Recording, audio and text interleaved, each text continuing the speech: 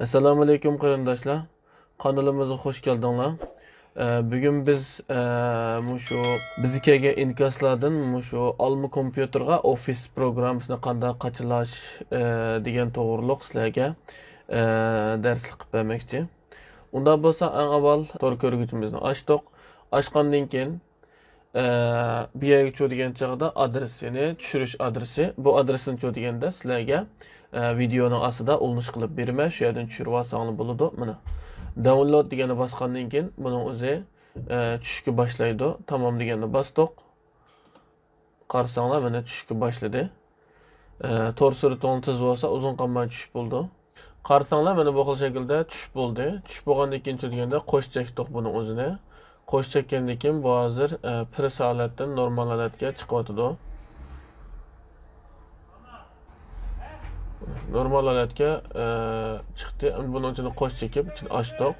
Bu jet ochgandan keyin ichida ikki tane jet var. Birisi mushu ofisniki qachilash hujjati, yana birisi aktivlash hujjati. Avvalcha deganda biz buni o'zini qachilashga buyruq beramiz. Qo'sh chekkandan keyin bu holat keldi. Andan keyin surdur degani bosamiz.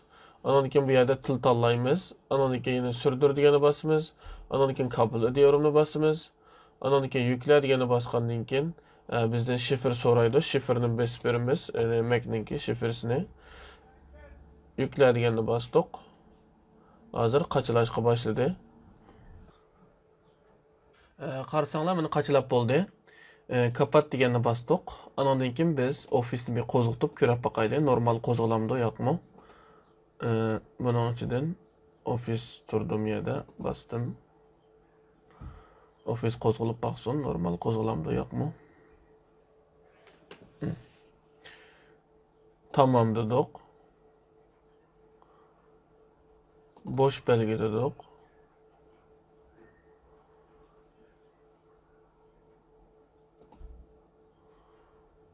Normal qo'zg'aldi.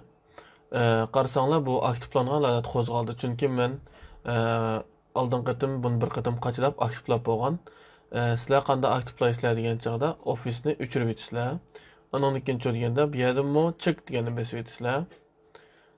Amdi bizningki bu hujjat qisqichimizni ichib, bu hujjatning o'zini qachilib etsanglar, andan keyin aktivlanadi. Bu hujjatning ulanishimi o'xshash ofisning ichidan chiqadi. Ulanishni men videoni ostida berman.